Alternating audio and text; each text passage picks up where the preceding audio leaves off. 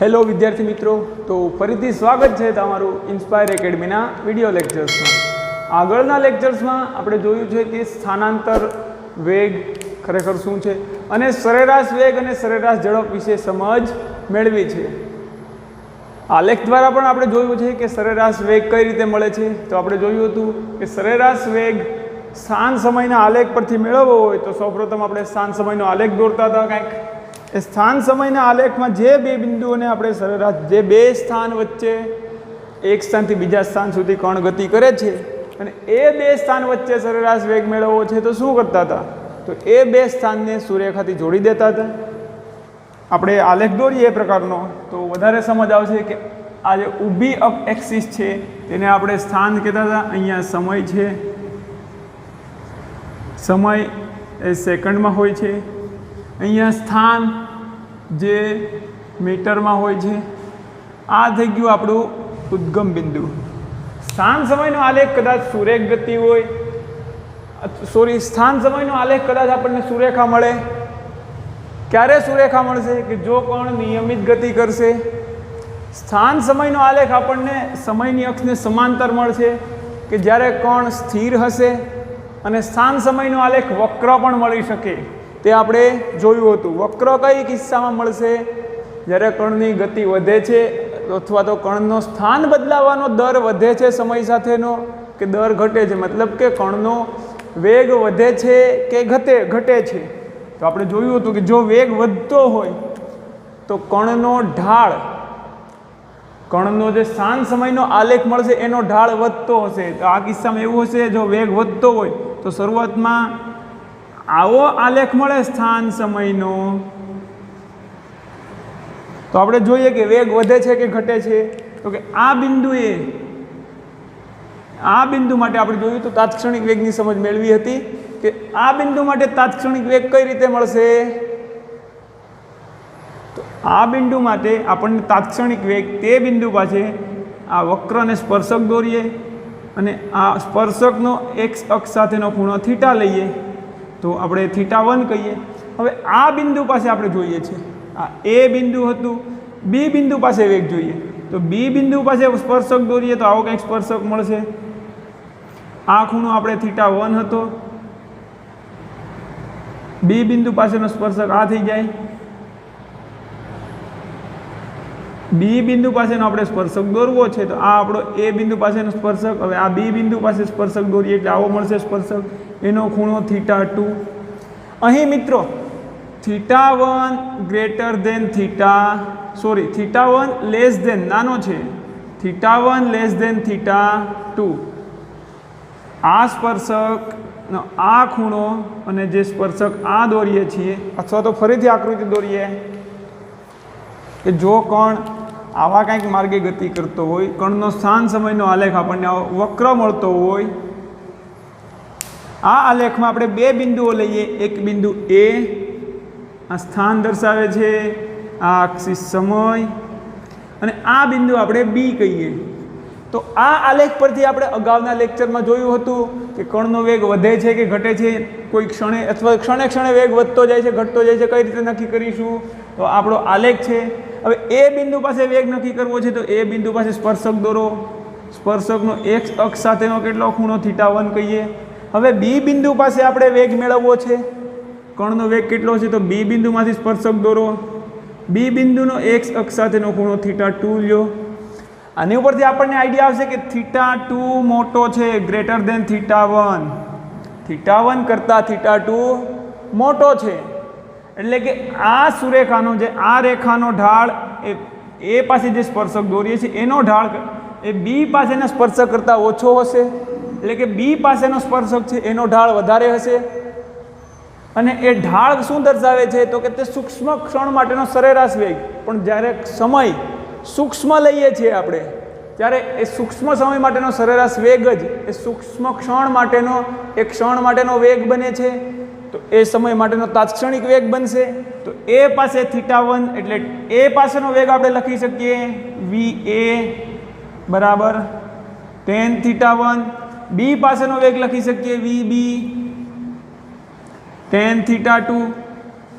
આપણે જાણીએ છીએ θ2 ગ્રેટર ધેન θ1, તેથી tan θ2 ગ્રેટર ધેન tan θ1 થશે, tan θ2 ગ્રેટર ધેન tan θ1, તેથી VB greater than V1 VA, એનો મતલબ કે A થી B તરફ જઈએ છીએ તેમ કણનો વેગ વધતો જાય છે. આનાથી ઉલટું, જો કણનો વેગ ઘટતો જતો હોય તો આપણને આલેખ આવો મળે. સ્થાન સમય x એ મીટરમાં હોય છે, સમય t સેકન્ડમાં હોય છે, અને આલેખ જો આવો કંઈક આલેખ હોય, આવા કિસ્સામાં આલેખના આપણે જોઈએ કે આ કિસ્સામાં વેગ વધતો હશે કે ઘટતો હશે. પહેલાં આપણે એ બિંદુ પાસે સ્પર્શક દોરીને જોઈએ તો કે એ બિંદુ પાસે સ્પર્શક આવો મળે છે, એનો ખૂણો આપણે θA કહીએ. આમાં બી બિંદુ પાસેનો સ્પર્શક દોરીએ તો બી બિંદુ પાસેનો સ્પર્શક આપણને કંઈક બી બિંદુ પાસેનો સ્પર્શક આવો મળશે. આ ઉપરનો સ્પર્શક વધારે ભૂલથી દોરાઈ ગયો હતો. આ થઈ ગયો આપણો બી બિંદુ પાસેનો સ્પર્શક. તો બી બિંદુ પાસેનો સ્પર્શક ખરેખર એક્સ અક્ષ સાથે કેટલો ખૂણો બનાવે છે? સમયની અક્ષ સાથે. તો આપણે નોંધીએ કે સમયની અક્ષ સાથે θ2 ખૂણો બનાવતો હોય તો આપણે સમયની અક્ષને અહીંયા એક સમાંતર રેખા દોરીએ. આ બંને રેખા L અને આ T બંને કેવી હશે? સમાંતર. તો જ આપણને બીનો ખૂણો મળશે ને, અથવા બીનો આ બી પરના સ્પર્શકનો ખૂણો મેળવવા માટે આપણે આ રેખાને આગળ લંબાવીએ, આને પણ આગળ, અને સમયની રેખાને થોડીક આપણે આ બાજુ લંબાવીએ. આ રીતે પણ મેળવી શકીએ ખૂણો. તો આ ખૂણો અને આ ખૂણો બંને સેમ થશે. તો આ બી પાસેના સ્પર્શકનો આ અક્ષ સાથેનો ખૂણો મેળવવા માટે અહીંયા આ રેખાને સમાંતર રેખા દોરો, અથવા આ રેખાને આ બાજુ લંબાવો અને આ સ્પર્શકને પણ વધારે એક્સટેન્ડ કરીએ તો જે બિંદુએ કનેક્ટ થાય છે, એકબીજાને છેદે છે, ત્યાં ખૂણો બનાવશે. અને આ ખૂણાને આપણે કહીએ θB. તો આ ખૂણો આટલો ખાલી, આ પણ થશે θB. હવે આ કિસ્સામાં આલેખ કેવો હતો? આલેખ આ પ્રકારનો હતો.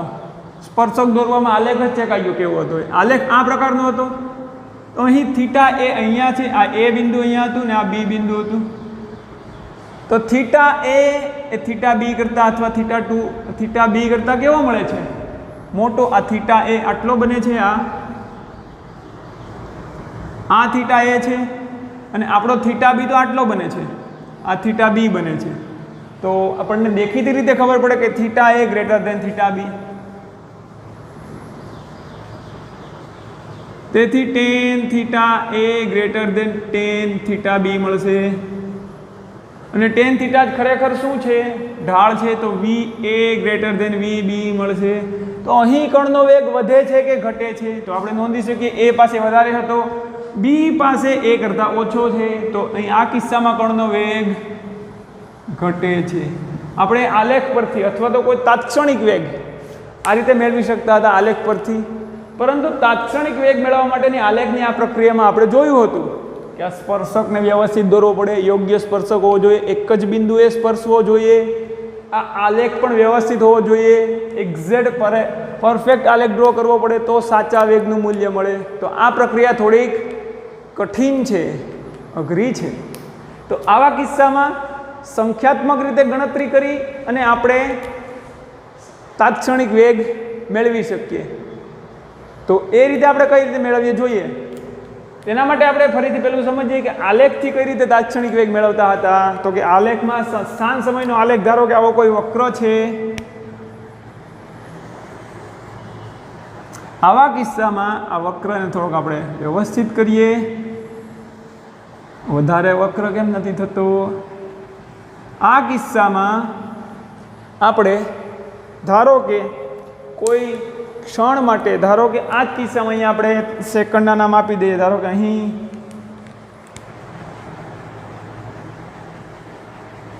1 સેકન્ડ, 2 સેકન્ડ, 3, 4, 5, 6 સેકન્ડ માટેના સમય છે. આ બાજુ સેકન્ડ છે ને અહીંયા મીટર કાંઈ પણ આપી દઈએ. 2, 4, 6, 8, 10, 12, 16, 2, 4, 6, 8, 10, 12, 14, 16, 18 એન્ડ આગળ એ રીતે. તો અહીં સ્થાનાંતર દર્શાવે છે ઊભી અક્ષ. હવે આપણે આલેખ પરથી કેવી રીતે આપણે તાત્ક્ષણિક વેગ મેળવતા હતા? તો કે ધારો કે આલેખમાં આપણે એવી પ્રક્રિયા કરતા હતા કે ટી બરાબર 4 સેકન્ડ માટે તાત્ક્ષણિક એક્ઝેક્ટ ટી બરાબર 4 સેકન્ડ થાય છે, એક્ઝેક્ટ ટી બરાબર 4 સેકન્ડ થાય છે ત્યારે તાત્ક્ષણિક વેગ મેળવવો છે. તો આ કિસ્સામાં આપણે એવું કરતા હતા કે 4 સેકન્ડને વચ્ચે આવે એ રીતે 2 લિમિટ લેતા હતા અથવા 2 એની જે સીમાઓ લેતા હતા કે જેની એક્ઝેક્ટ વચ્ચે 4 સેકન્ડ આવે. તો આપણે સૌપ્રથમ સીમા એવી લીધી હતી 3 અને 5 વચ્ચેનો સરેરાશ વેગ મેળવીએ સૌપ્રથમ. તો આપણને ખબર છે કે જો 3 સેકન્ડ અને 5 સેકન્ડની વચ્ચે એક્ઝેક્ટ શું આવે છે? 4 સેકન્ડ એક્ઝેક્ટ આવે છે કે નહીં? 4 ટી બરાબર એક્ઝેક્ટ 4 સેકન્ડ થાય ત્યારે એક ક્ષણે કેટલો વેગ મેળવવો છે એ મેળવવા માટે આપણે જોયું હતું કે સમયગાળાને આપણે નાનો કરતા જતા હતા આલેખ પરથી. તો પહેલાં 3 અને 5 સેકન્ડ વચ્ચેનો વેગ સરેરાશ વેગ મેળવતા હતા. હવે આ કન્સેપ્ટ શા માટે આપણે સમયગાળાને ઘટાડતા જઈએ છીએ? તો કે જો આ કિસ્સામાં આપણે વિચારીએ કે સરેરાશ વેગ શું આપે છે આપણને? સરેરાશ વેગ v12 બરાબર ડેલ્ટા એક્સ સ્થાનાંતર કેટલું થાય છે ને તેના માટે સમયગાળો ડેલ્ટા ટી કેટલો થાય છે. આપણી પાસે સરેરાશ વેગનું સૂત્ર આવું છે. તો હવે સમય શા માટે ઘટાડતા હતા એનું આપણે થોડુંક સમજી લઈએ. તો કે સરેરાશ વેગ આપણને આ રીતે મળે છે. હવે આ સમયગાળો ડેલ્ટા ટી જે છેદમાં છે એ સમયગાળાને આપણે ઘટાડતા જઈએ અને સૂક્ષ્મ કરી દઈએ. સૂક્ષ્મ એટલે 1 સેકન્ડનો 100મો ભાગ કહીએ એટલે કે 0.001 સેકન્ડ જેટલો. તો 1 સેકન્ડનો 100મો ભાગ કરીએ એટલા સમયગાળા માટે પદાર્થનો સરેરાશ વેગ મેળવીએ આપણે એ સૂક્ષ્મ સમયગાળા માટે. તો એ સૂક્ષ્મ સમયગાળા દરમિયાનનો સરેરાશ વેગ તો આપણને એ સમયગાળા માટે અચળ ગણી શકીએ કે નહીં? એકદમ સૂક્ષ્મ 1 સેકન્ડનો 100મો ભાગ હોય. તમે વિચારો 1 સેકન્ડના 100 ભાગ કરીએ અને એ એક ભાગ દરમિયાન પદાર્થની ગતિ માટે આપણે વિચારીએ કે તો એ સૂક્ષ્મ ભાગ દરમિયાન એનું સ્થાનાંતર પણ સૂક્ષ્મ થશે એટલા સૂક્ષ્મ સમયમાં. હવે એ સૂક્ષ્મ સમયમાં જે સ્થાનાંતર થશે તો એટલું સ્થાનાંતર એ સૂક્ષ્મ સમય દરમિયાન થયેલા સ્થાનાંતર માટે આપણે સરેરાશ વેગ નક્કી કરી શકીએ. તો એ સૂક્ષ્મ સમયમાં કણનો જે સરેરાશ વેગ હશે એ જ વેગને આપણે એક ક્ષણ માટેનો તાત્ક્ષણિક વેગ અથવા એક ક્ષણે કેટલો વેગ હતો એ નક્કી કરી શકીએ, એ લઈ શકીએ. કારણ કે એ સૂક્ષ્મ સમયમાં કણના સરેરાશ વેગને આપણે અચળ ગણી શકીએ એટલે કે બદલાતો નથી એવું ધારી શકીએ એટલા સૂક્ષ્મ સમયગાળામાં. કારણ કે એટલા સૂક્ષ્મ સમયગાળામાં વેગમાં બહુ ફેરફાર નહીં થાય અને વેગનો ફેરફાર પણ સૂક્ષ્મ થશે. કારણ કે તમે વિચારો 1 સેકન્ડના 100મા ભાગમાં વેગમાં એટલો ફેરફાર ન થાય. અચળ ગણી શકીએ આપણે કે વેગ સમાન રહે છે આટલા સમય દરમિયાન. તો આટલા સમય દરમિયાન વેગ સમાન રહે છે સૂક્ષ્મ સમય દરમિયાન. તો એ અચળ વેગને સમાન રહે તો એ આપણે અચળ કહીએ. તો એ અચળ વેગને તે ક્ષણ માટેનો તાત્ક્ષણિક વેગ ગણી શકીએ. એટલે કે જે આટલા સમય દરમિયાન જે સરેરાશ વેગ મળે છે તે સરેરાશ વેગને આપણે એક ક્ષણ માટેનો તાત્ક્ષણિક વેગ ગણી શકીએ. તો એના માટે આપણે લખીએ કે સરેરાશ વેગને તાત્ક્ષણિક વેગમાં દર્શાવવો હોય તો શું કરશું? તો કે ડેલ્ટા ટીને આપણે શું કરીએ છીએ? ઘટાડતા જઈએ છીએ, એકદમ સૂક્ષ્મ કરી દઈએ છીએ. એકદમ સૂક્ષ્મ એટલે 0ની નજીક. તો આપણે લખીએ કે કોની લિમિટ આપણે 0ની નજીક કરીએ છીએ? તો કે ડેલ્ટા ટી કોની નજીક? 0ની નજીક.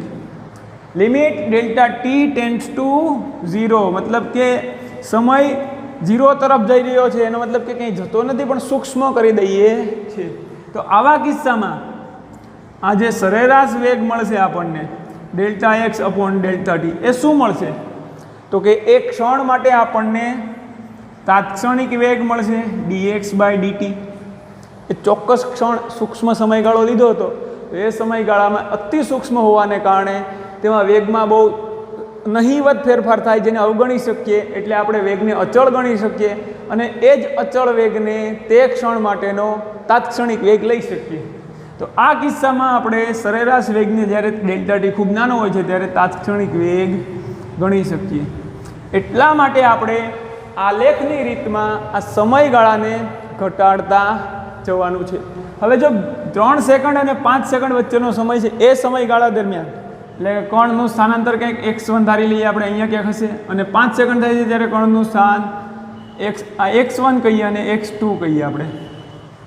તો આ 2 સેકન્ડના સમયગાળામાં કણનો સરેરાશ વેગ કેટલો છે એ જાણવા માટે તો કે સ્થાન સમયના આલેખમાં કોઈ 2 બિંદુ વચ્ચે કણનો સરેરાશ વેગ કેટલો છે એ જાણવા માટે આપણે શું કરતા હતા તો કે સ્થાન સમયના આલેખને જે 2 બિંદુ વચ્ચે સરેરાશ વેગ મેળવવો છે એને સુરેખાથી જોડી દેતા હતા. તો આને આપણે સુરેખાથી જોડી દઈએ.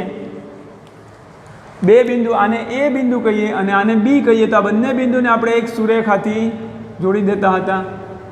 એટલે કે એક રેખા બનાવતા હતા બંને બિંદુને જોડીને, અને આ રેખાનો આ સમયની અક્ષ સાથેનો ખૂણો જો આપણે માપી લઈએ તો આપણને ખબર છે કે tan θ ખરેખર શું દર્શાવે છે તો કે આ એટલા સમયગાળા માટેનો tan θ માપવા માટે આપણે ત્રિકોણ ધ્યાનમાં લઈએ. આને આપણે સમયનો સાથેનો ખૂણોને થીટા કહીએ. તો આ ત્રિકોણમાં ABC ત્રિકોણમાં tan θ બરાબર આપણે લખી શકીએ BC/AC. અને આપણે જાણીએ છીએ કે tan θ જ ખરેખર શું દર્શાવે છે તો કે tan θ એ કણનો સરેરાશ વેગ દર્શાવે છે. તો આપણે A થી B દરમિયાન કણનો સરેરાશ વેગને આપણે લખી શકીએ સરેરાશ વેગ V બાર A થી B માટે બરાબર tan θ બરાબર BC/AC. સામેની બાજુ આ થીટાની સામેની બાજુ છેદમાં પાસેની બાજુ.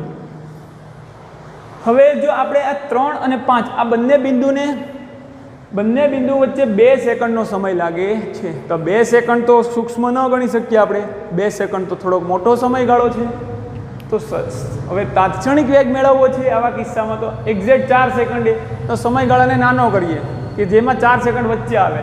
તો જો આપણે અહીંયા તો આપણને ખબર છે કે 3 અને 5 સેકન્ડ વચ્ચે સરેરાશ વેગ મેળવવો છે, તો એને આલેખ પરના બંને બિંદુને સુરેખાથી જોડી અને સુરેખાનો ઢાળ મેળવી શકીએ. તો હવે તમે જાણો છો કે ઢાળ કઈ રીતે મળે છે. તો એ બંને ક્ષણ વચ્ચેનો સરેરાશ વેગ મળી જાય. હવે આ જ કિસ્સામાં જો આપણને 3 અને 5 બિંદુઓ લેતા હતા, 3 અને 5 સેકન્ડ એટલે સમયગાળો 2 સેકન્ડ હતો. હજી સમયગાળો નાનો કરીએ તો હવે આ ત્રિકોણને આપણે અત્યારે ધ્યાનમાં નથી લેવાનો. તો હવે સમયગાળો નાનો કરવા માટે હું જોઉં છું કે 3.5 અને 4.5 સેકન્ડ લઉં છું.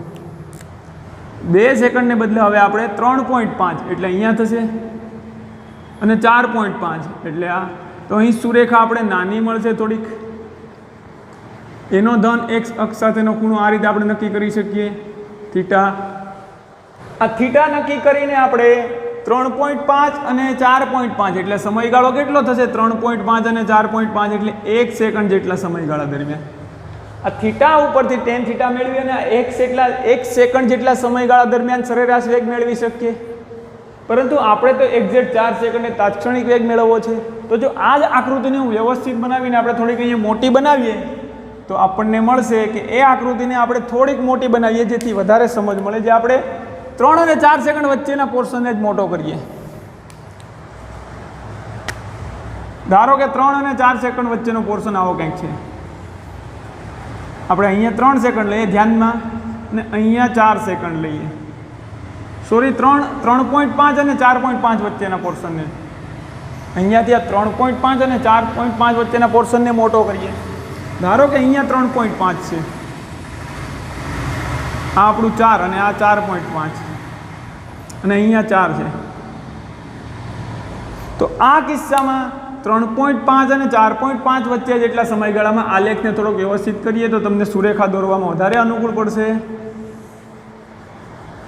તો આ કિસ્સામાં આપણે સુરેખા દોરવી તો કે 3.5 વાળો બિંદુ A, 4.5 વાળું બિંદુ B, 3.5 અને 4.5 વચ્ચેના સમયગાળા માટે આપણે જોયું કે એક ત્રિકોણ દોર્યો તો એ ત્રિકોણ આપણને અહીં વિસ્તૃત કરીએ તો આ રીતે મળશે. મોટો દોરીએ એટલે વિવર્ધિત કરીએ છીએ.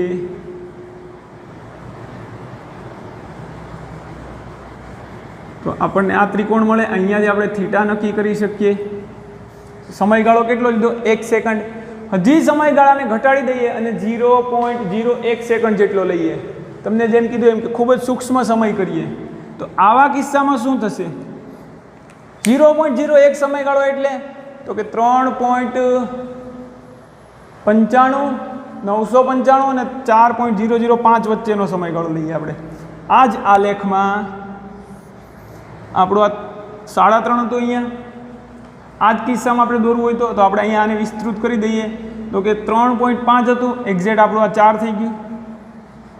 હવે 3.5 અહીંયા હોય તો 3.995 સેકન્ડ તો અહીંયા ક્યાંક હશે કે નહીં, એક્ઝેક્ટ આ 4ની બાજુમાં 3.995 સેકન્ડ એક્ઝેક્ટ અહીંયા બ્લુથી હું દર્શાવું છું એ હશે તો અહીંયા ક્યાંક હશે. એનો આલેખ આપણે આ રીતે દોરશું. આ સેકન્ડ આપણો એ પોઈન્ટ લઈએ 3.995 અને 3.995 અને 4.005 એટલે એનો તફાવત આપણને મળશે 0.01 સેકન્ડ. તો એ આલેખ એ બિંદુને મેં અહીંયા 3.995 એથી દર્શાવેલ છે અને 4.005ને હું લાલ રેખા વડે દર્શાવું છું જે આપણું બી બિંદુ છે. આ સમય 3.0095 દર્શાવે છે અને બી પાસેનો સમય 4.005 સેકન્ડ દર્શાવે છે. તો આ બંને વચ્ચેનો સમયગાળો કેટલો થશે? તફાવત જોઈએ 4.005 અને 3.995 તો આનો તફાવત મળશે આપણને 0.01 સેકન્ડ. સેકન્ડનો 100મો ભાગ થશે. હવે આ સેકન્ડના 100મા ભાગ દરમિયાન અહીંયા આપણને જે આ બંને બિંદુઓને જોડશું તો આપણને તો અહીં પોઈન્ટ મળશે. આ પોઈન્ટ મળે છે એટલે આ સૂક્ષ્મ સમયગાળા દરમિયાન કણનો અહીંયા આપણે સુરેખા તો નથી દોરી શકવાના. તો આ સૂક્ષ્મ સમયગાળા દરમિયાન કણનો સરેરાશ વેગ કે જે આપણને સુરેખા તો નહીં મળે તો શું કરતા હતો કે અહીંયા સ્પર્શક દોરતા હતા અને એનો થીટા જોતા હતા એટલે ખૂણો કેટલો મળે છે. તો આ સરેરાશ વેગને જ સ્પર્શક નથી મળતો, બિંદુ મળે છે આવા સૂક્ષ્મ સમયગાળા માટે. તો આ સૂક્ષ્મ સમયગાળા માટેના સરેરાશ વેગને જ આપણે શું કહેતા હતા? એક ક્ષણ માટેનો એટલે કે t બરાબર 4 સેકન્ડ માટેનો 3.995 થી 4.005 આટલો સમયગાળો થાય છે. તો આટલા સમયગાળાના જે સૂક્ષ્મ સમયગાળો છે એ દરમિયાન જે સ્થાનાંતર થાય છે તો એ દરમિયાન કંઈક વેગ મળશે. એ વેગમાં નહીવત ફેરફાર થશે. એ વેગને આપણે અચળ ગણી શકીએ. તો આ વેગને આપણે t બરાબર 4 સેકન્ડ માટે તાત્ક્ષણિક વેગ કહેતા હતા.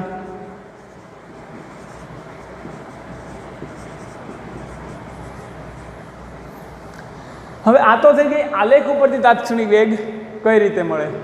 પરંતુ જો આલેખ દોરવામાં મુશ્કેલી પડતી હતી તો હવે સંખ્યાત્મક રીતે તાત્ક્ષણિક વેગ કઈ રીતે મળે તે આપણે જોઈએ કે સંખ્યાકીય ગણતરી કરીને તાત્ક્ષણિક વેગ કઈ રીતે મેળવી શકીએ.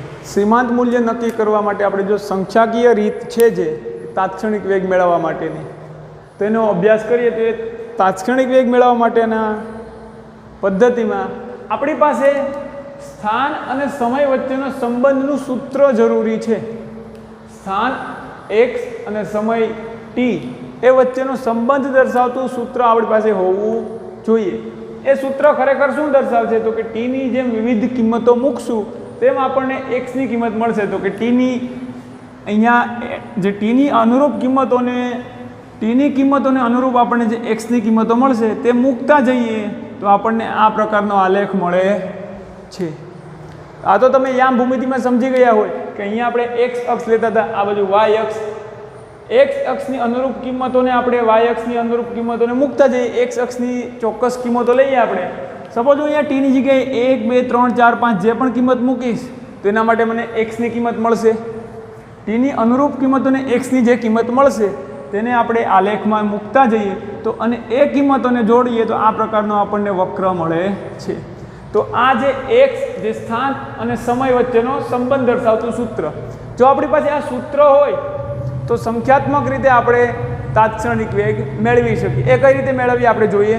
હવે આ જ કિસ્સામાં આગળ જેમ જોયું કે 4 સેકન્ડ માટે આપણે તાત્ક્ષણિક વેગ કઈ રીતે મેળવતા આલેખની રીતથી, તો આ જ કિસ્સામાં આ જ આલેખ જે આગળ આપણને આલેખ મળતો એનો સંબંધ જો આ રીતે આપણે મેળવી શકતા હોય અથવા તો કોઈ રીતે આપણી પાસે હોય તો આપણે t બરાબર 4 સેકન્ડ માટે તાત્ક્ષણિક વેગ કઈ રીતે મેળવી શકીએ. ધારો કે આપણે ઉદાહરણ લઈએ t બરાબર 4 સેકન્ડ માટે તાત્ક્ષણિક વેગ મેળવવો છે. t બરાબર 4 સેકન્ડ માટે જો તાત્ક્ષણિક વેગ મેળવવો હોય આપણે કેમ કે આગળના કિસ્સામાં જોયું હતું કે t બરાબર 4 સેકન્ડ મધ્યમાં આવે તે રીતે આપણે સમયગાળાના ભાગ પાડી અને સમયગાળાને એવો સમયગાળો લેવો પડે કે જેની વચ્ચે t બરાબર 4 સેકન્ડ આવે.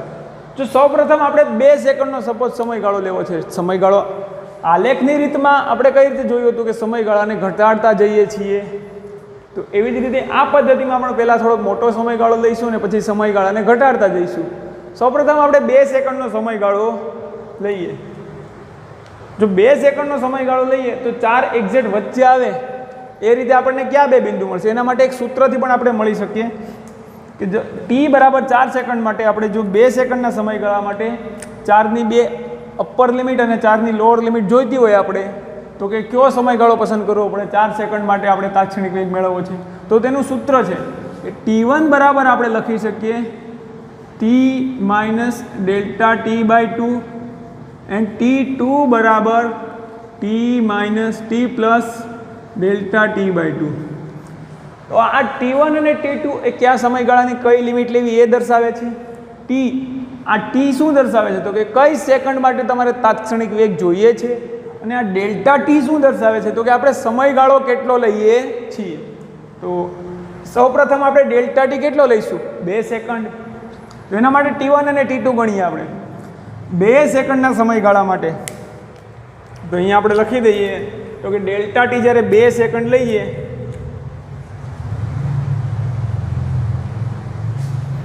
જ્યારે ડેલ્ટા t શું લઈએ છીએ? 2 સેકન્ડ. આ શેમાં આપણે સેકન્ડમાં દર્શાવીએ છીએ. ડેલ્ટા t ને આપણે 2 સેકન્ડ લઈએ છીએ ત્યારે આપણને t1 કેટલું મળશે? આમાં ગણતરી કરીએ. t1 મળશે આ સૂત્ર પરથી t1 બરાબર t કેટલું છે? તો કે 4 સેકન્ડ માટે જોઈએ છીએ માઇનસ ડેલ્ટા t કેટલો લેવાનો છે? 2 સેકન્ડ. 2 છેદમાં ડેલ્ટા t ના છેદમાં 2 એટલે 2. જવાબ મળશે 4 માઇનસ 2 ના છેદમાં 2 એટલે 1 એટલે જવાબ મળશે 3.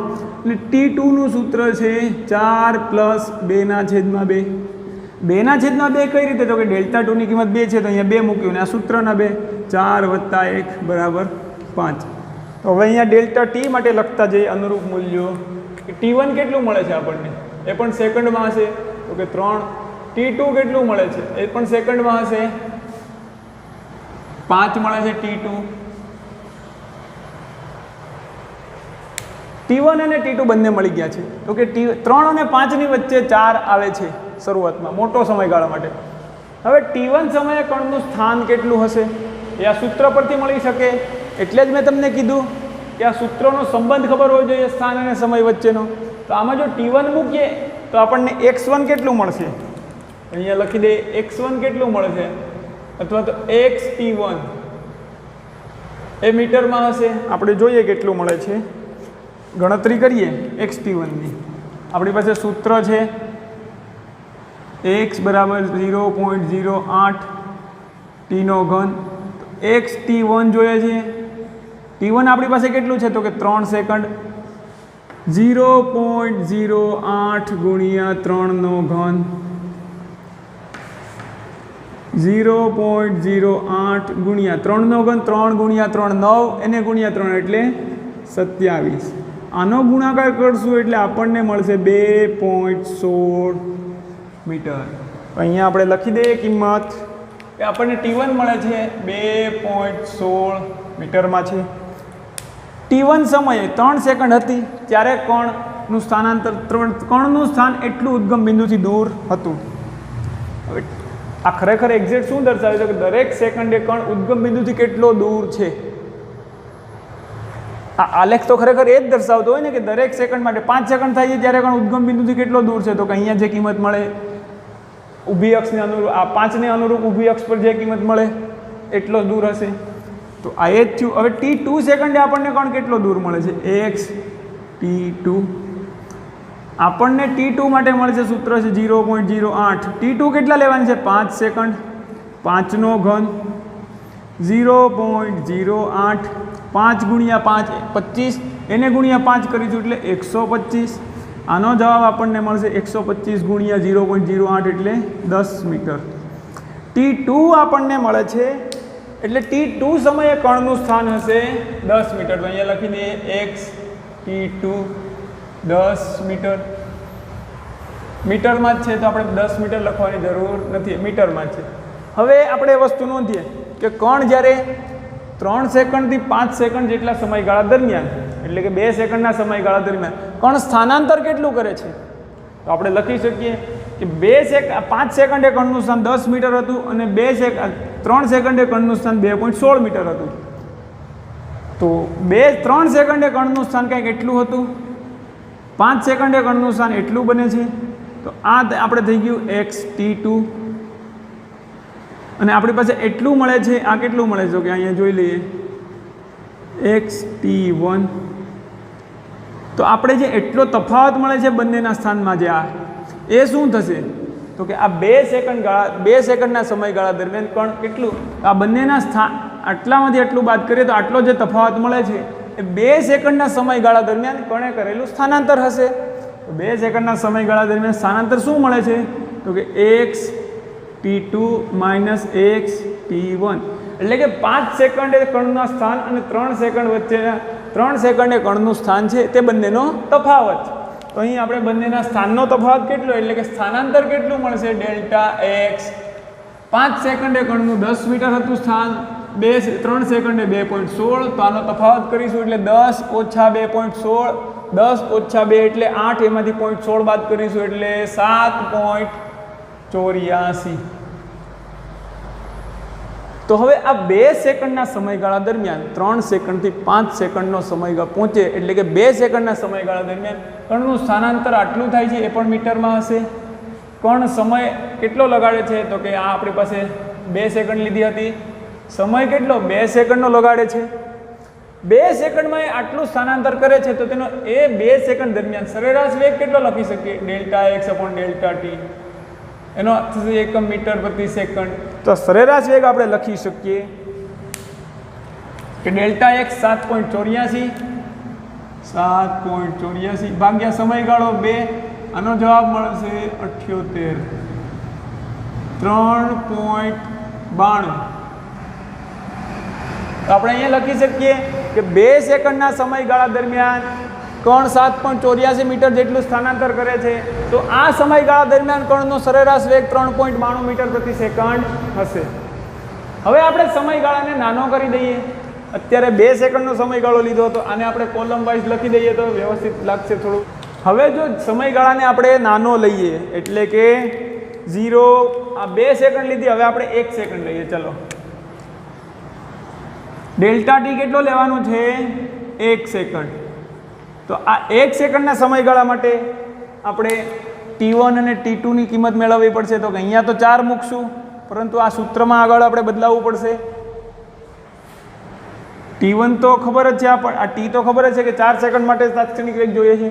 તો ડેલ્ટા ટી કેટલો 1 સેકન્ડ છે તો 4 માઇનસ 1/2 એટલે કે 4 માઇનસ 0.5, 4 માઇનસ 0.5 કરીશું એટલે 3.5 અને 4 વત્તા 1/2 એટલે 4 વત્તા 0.5, 4.5. અહીં T1 આપણને મળે છે 3.5 સેકન્ડ, 3.5 સેકન્ડ. T2 કેટલો મળે છે 4.5 સેકન્ડ. તો હવે આપણે આ સ્થાન સમયના આલેખનો જે સંબંધ ખબર છે તેના પરથી T1 સમયે કણનું કેટલું સ્થાન છે, T2 સમયે કેટલું સ્થાન છે એ મેળવવું પડે. તો આ જે T1 સમયે કણનું સ્થાન આપણે જોઈએ આ સૂત્રમાં મૂકીએ 0.08 ગુણ્યા 1, 3.5નો ઘન. તો આપણને xt1 મળશે 3.5નો ઘન. તો જવાબ મળશે આપણને 3.43 મીટર. અહીંયા આપણે લખીએ xt1 કેટલું મળે છે t બરાબર 3.5 સેકન્ડે 3.43 એનું સ્થાન હશે. હવે t બરાબર 4.5 સેકન્ડે કણનો સ્થાન કેટલું મળે છે તો અહીંયા લખીશું 4.5, 4.5નો ઘન.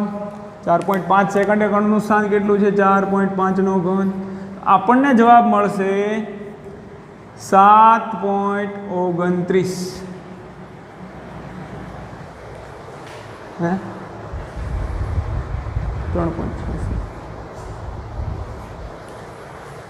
7.29 મીટર. સ્થાન તો મીટરમાં હશે. અહીંયા આપણે લખી દઈએ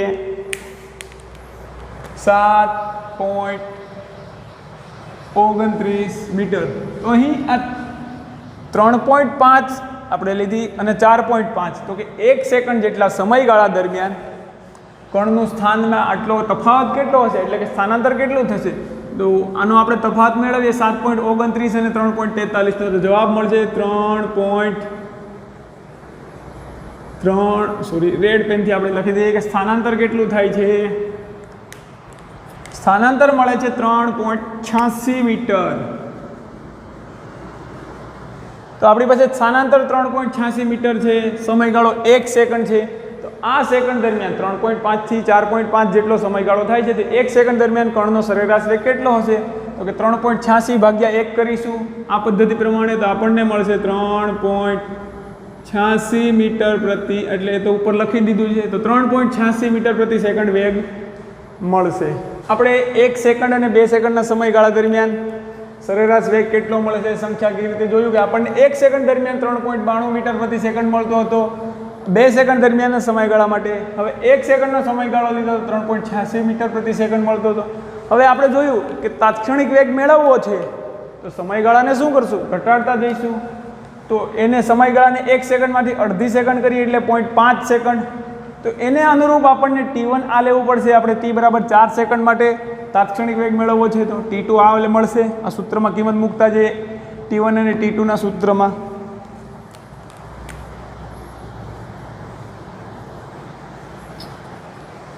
તો T1 અને T2 ને અનુરૂપ આપણને આ બે સ્થાનાંતર મળે છે, બે સ્થાન મળે છે. T1 સમયે કણનું સ્થાન એટલું હતું, T2 સમયે કણનું સ્થાન એટલું હતું, અને એ સ્થાન પરથી કણનું સ્થાનાંતર આપણને આ મળે છે, અને એને અનુરૂપ કણનો વેગ 3.845 મળે છે. આ જ રીતે હવે સેકન્ડને 0.5 સેકન્ડ એટલે અડધી સેકન્ડ હતી, હવે સેકન્ડનો 10મો ભાગ કરી દઈએ. તો જો સેકન્ડના 10મા ભાગ માટે આપણને 0.1 સેકન્ડનો સમયગાળો લઈએ તો T1 અને T2 સૂત્રમાં કિંમત મૂકતા આપણને મળશે 3.95 T1, 3.95 સેકન્ડ અને 4.05 સેકન્ડ. ખૂબ જ સૂક્ષ્મ સમયગાળો છે. આ દરમિયાન T1 સમયે આટલું સ્થાન છે, T2 સમયે આ સ્થાન મળે છે. આગળ આપણે કઈ રીતે સ્થાન મેળવ્યું એ જોયું. તો એ બંને સ્થાનમાં તફાવત આટલો મળે છે. હવે 0.1 સેકન્ડ માટે એટલું સ્થાનાંતર કરે છે, તેનો 0.1 સેકન્ડ માટેનો સરેરાશ વેગ આ મળે છે 3.8402. હજુ સમયગાળાને નાનો કરીએ એટલે કે 4 સેકન્ડ માટે મેળવવું છે તો T આપણે 4 સેકન્ડ મૂકીએ આમાં આ સૂત્રમાં, અને સમયગાળાને આપણે જો 0.01 સેકન્ડ, 1 સેકન્ડનો 100મો ભાગ કરી દઈએ તો ખૂબ જ સૂક્ષ્મ સમયગાળો થશે. તો સૂક્ષ્મ સમયગાળા દરમિયાન આપણને T1 અને T2 આ સૂત્રમાં કિંમત મૂકતા મળે છે 3.995 અને 4.005. આગળ આલેખમાં જોયું એ રીતે. તો આ બંને કિંમતોને અનુરૂપ T1 સમયે કણનું સ્થાન આ મળે છે, T2 સમયે આ કણનું સ્થાન મળે છે. તો આ બંને સ્થાનને અનુરૂપ સ્થાનાંતર એટલે કે 0.01 સેકન્ડમાં કણનું સ્થાનાંતર આટલું થાય છે 0.0384 મીટર. ત્યારે 0.01 સેકન્ડ જેટલા સમયગાળા માટે 0.01 સેકન્ડ જેટલા સૂક્ષ્મ સમયગાળા માટે કણનો વેગ આટલો મળે છે 3. સ્થાનાંતર એના છેદમાં સમયગાળો, તો કણનો વેગ મળશે 3.84 મીટર પ્રતિ સેકન્ડ. તો આ કિસ્સામાં મિત્રો આ સમયગાળાને આપણે ખૂબ જ નાનો કરી દીધો છે. તો જો સમયગાળો નાનો કરીએ તો એ સૂક્ષ્મ સમયગાળા માટે કણના વેગને આપણે આગળ લખ્યું હતું કે limit delta t tend to 0 and એ સમયે ડેલ્ટા એક્સ અપોન ડેલ્ટા ટીને શું લઈ શકીએ તો કે dx બાય dt શું છે? dx એ સૂક્ષ્મ સમયગાળા માટેનો સૂક્ષ્મ સ્થાનાંતર છે, અને સૂક્ષ્મ સમયગાળો કેટલો છે તો કે dt જેટલો. સૂક્ષ્મ કઈ રીતે dx અને dt દર્શાવીએ તો આ કિસ્સામાં આપણને આ સૂક્ષ્મ સમયગાળા માટે મેં તમને આગળ સમજાવ્યું કે સૂક્ષ્મ સમયગાળા માટે કણના વેગમાં એટલા સૂક્ષ્મ સમયગાળામાં ફેરફાર નહીવત થાય, એટલે એ વેગને આપણે અચળ ગણી શકીએ. તો આટલા સમયગાળા માટે કણનો વેગ 3.84 મીટર પ્રતિ સેકન્ડ લઈ શકીએ. એટલે કે આ સૂક્ષ્મ 0.01 સેકન્ડનો સમયગાળો થાય છે, એટલે કે 3.995 થી લઈને 4.005 સેકન્ડ અતિશય સૂક્ષ્મ સમયગાળો છે. આ સમયગાળા દરમિયાન કણના સરેરાશ વેગને તાત્ક્ષણિક વેગ કહીશું, એટલે કે t બરાબર આપણે કીધું કે આની વચ્ચે આવવી જોઈએ સમય, એ રીતે આપણે લિમિટ પસંદ કરવાની છે. તો t1 અને t2 પસંદ કરવા માટેના સૂત્ર છે. આ સૂત્રમાં કિંમત મૂકી હતી આપણે સૂક્ષ્મ સમયગાળા માટે. તો t બરાબર 4 સેકન્ડ માટે આની વચ્ચે આવે છે 4 સેકન્ડ, તો આ વેગને અચળ ગણી શકીએ આ એટલા સમયગાળા માટે. તો t બરાબર 4 સેકન્ડ આ બંનેની વચ્ચે આવે છે. તો t બરાબર 4 સેકન્ડ માટે આપણે 3.84 મીટર પ્રતિ સેકન્ડ જેટલો વેગ તાત્ક્ષણિક વેગ લઈ શકીએ. એટલે કે જ્યારે એક્ઝેક્ટ 4 સેકન્ડ થાય છે t બરાબર, ત્યારે કણ આ કિસ્સામાં જે સ્થાનનું સૂત્ર આપણે આ મળી ગયું આપણે જાણીએ છીએ, તો આ કિસ્સામાં કણ 3.84 મીટર પ્રતિ સેકન્ડ જેટલા વેગથી ગતિ કરતો, ત્યારે એનો વેગ એટલો હશે. તો એ થઈ ગયો એનો તાત્ક્ષણિક વેગ, એક્ઝેક્ટ એ ક્ષણે કણનો વેગ આટલો હશે. આ થઈ ગઈ કણનો તાત્ક્ષણિક વેગ મેળવવાની સંખ્યાકીય પદ્ધતિ. આ પદ્ધતિ પણ સરળ બને જો આપણે આ સૂત્ર જાણતા હોય તો. નો ડાઉટ કે આ સૂત્ર જાણતા હોય તો દર વખતે આપણે t1 મેળવવાના થશે, ડેલ્ટા ટી આપણે સૂક્ષ્મ લેતા જવાનો, t2 મેળવવાનો થશે, આ ડેલ્ટા ટી માટે t1 અને t2 મળશે. કઈ સમય કયા સમય માટે જોઈએ છે તો કે અહીંયા 4 હતું, અહીંયા આપણે 5 સેકન્ડ માટે જોઈતું હોય તો અહીંયા 5 મૂકીશું અને ડેલ્ટા ટી એ પ્રમાણે આ રીતે લઈને ઘટાડતા જઈશું. હવે t1 અને t2 ને અનુરૂપ, t1 ને અનુરૂપ xt1 સ્થાનાંતર છે, t2 ને અનુરૂપ xt2 સ્થાનાંતર છે, એટલે કે આ t1 ને અનુરૂપ સ્થાનાંતર છે. તેવી જ રીતે t2 ને અનુરૂપ સ્થાનાંતર આપણી પાસે આ મળે છે, આ t2 ને અનુરૂપ સ્થાનાંતર છે. તો આ બંને 2 સેકન્ડ જેટલો સમયગાળો થાય છે ત્યારે કણનું આ બંને સ્થાન દર્શાવે છે. t1 સમય એટલું સ્થાન, t2 સમય આટલું સ્થાન. તો એ આ સમયગાળાને અનુરૂપ આ અહીંયા સ્થાનાંતર દર્શાવે છે આ કોલમ. આ સ્થાનાંતર થાય છે તો આપણી પાસે સ્થાનાંતર છે, સમયગાળો છે, તેનો ગુણોત્તર લઈએ તો આપણને મળશે એ સમયગાળા માટેનો સરેરાશ વેગ. પણ સમયગાળો નાનો કરતા જઈએ તો આપણે નાના સમયગાળા માટે વેગમાં ફેરફાર 0 ગણવાનો છે, એટલે કે વેગમાં ફેરફાર થતો નથી. તો એ નાના સમયગાળા માટે આપણે લઈ શકીએ કે 3.84 જે જવાબ મળે છે અહીંયા અંતિમ જવાબ મળે તેને આપણે તાત્ક્ષણિક વેગ લઈ શકીએ. પરંતુ તાત્ક્ષણિક વેગ મેળવવાની આ પદ્ધતિ લાંબી પડે, ઘણી બધી ગણતરી કરવી પડે. પરંતુ જો આ સૂત્ર પરથી બીજી રીતે એક છે વિકલનની રીત. વિકલનની રીતથી પણ આપણે તાત્ક્ષણિક વેગ મેળવી શકીએ. તો તેમાં આપણે જોયું હતું કે અહીંયા એવું કહેતા હતા કે dx/dt શું દર્શાવે છે? તાત્ક્ષણિક વેગ. dx/dt તાત્ક્ષણિક વેગ દર્શાવે છે તો કે સૂક્ષ્મ સમય dt એમાં થયેલું સૂક્ષ્મ સ્થાનાંતર dx. તો હવે મિત્રો આપણે અભ્યાસ કરીએ કે આલેખની રીત અને સંખ્યાકીય રીત જોઈ લીધા બાદ વિકલનની રીત શું છે અને વિકલનની રીત પરથી આપણે તાત્ક્ષણિક વેગ કઈ રીતે મેળવી શકીએ.